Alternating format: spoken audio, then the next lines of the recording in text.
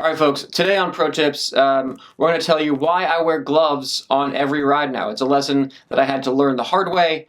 And I will warn you, it gets a little bit graphic. There's going to be some pictures in here, which I think I need to get the point across, but they are super gross. So that's coming. Be warned, and children, whatever. I don't know. It's not that big of a deal. There's no guts or anything. It's just blood. So last summer, if you remember, if you followed me last summer, you remember my horrible crash on the velodrome. I broke my collarbone and my back and my ribs, all that stuff. I was a mess. And then there's the still ongoing health insurance wars about it. When I first came back and started riding outside, I was riding the trainer for a few weeks, and I don't know, I guess maybe I was a little bit rusty, maybe I was used to the trainer where you don't have any inputs, you really turn your brain off. Or maybe it's just one of those shit happens, mistakes, crashes. But I hit a rock. Basically, I'm on the bike and I hit a rock and it lifts my front wheel up and pushes my hands down. So I landed on my chest and then went down and braced myself with my hands. And I steered into the dirt accidentally, just basically on the side of the road. Thank God I didn't steer left into traffic. I ended up, both hands were just split open and covered in dirt, and the left hand was super deep. It was just like a really deep cut. But I was laying there, and first, I'm like, okay, my knees, my bones. I was worried about all the plates and things I just had surgically repaired. Like, I was cleared to ride outside, but it was still questionable. That was the first thing I was afraid of. I rewrote my collarbone. All that was fine, and these two construction workers come across the street. They saw the crash, and they want to see how I was doing. And I was like, I think I'm okay. I looked at the bike, everything's good. And then I looked at my hands that were just like bleeding horribly and a really deep cut. And I was like, oh no, I'm not okay. Can you give me a ride to somewhere where we can fix this up? And they gave me some napkins to soak up the thing. Funny aside, but I have to, because it's funny. The first thing I did when I got in their car was I didn't have cell reception where I crashed.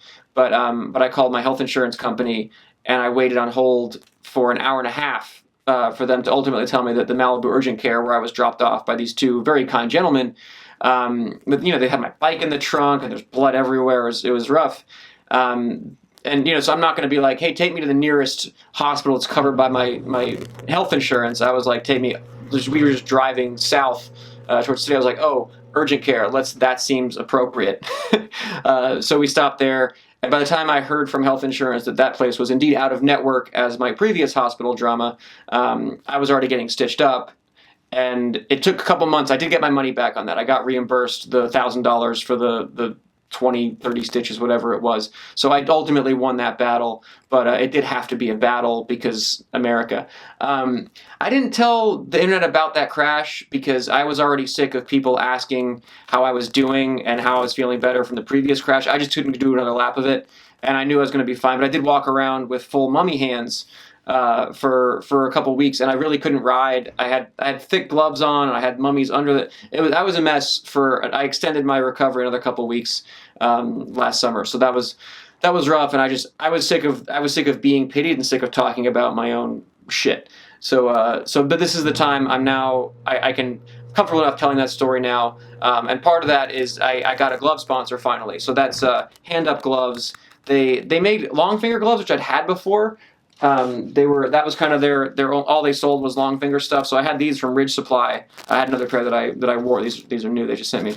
But they came out with short finger gloves this year and messaged me about a sponsorship. And I was like, as a matter of fact, I always wear gloves now. I didn't used to need gloves. Gloves used to be a thing, like when you're racing, I would wear them in races only. I'd wear them maybe in group rides. If I was riding with other people and felt like a high crash risk, mostly it was like for warmth or for dangerous things. And you have a couple little like crashes where you scuff up your hands, and that's kind of what you think the worst risk is for a hand injury. But no, the doctor said if I got a little bit deeper, a little bit, further towards my wrist, the wrong nerve, and you don't use your hands again. Like I was pretty close to something really, really, really bad instead of just really bad.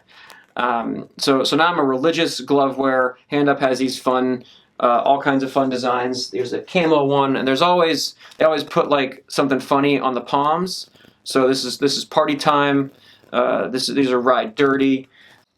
And then we've got these ones, which are Kedstow. I don't know what that means. Oh, it's stoked. It's stoked. That's okay. That makes more sense. Um, yeah, there's cookie gloves coming from those guys, but I thought in honor of my new glove sponsor, I should explain why I always wear gloves. So thanks, Hand Up, and folks, be safe out there. That's kind of an easy one. These summer gloves are super light. They're not uncomfortable. They're not hard to, and they make a long finger light glove too. It's not a compromise in your riding. You know, you're sweating out there. It's a little safety precaution that I now highly recommend from experience. So don't go through what I did. See ya.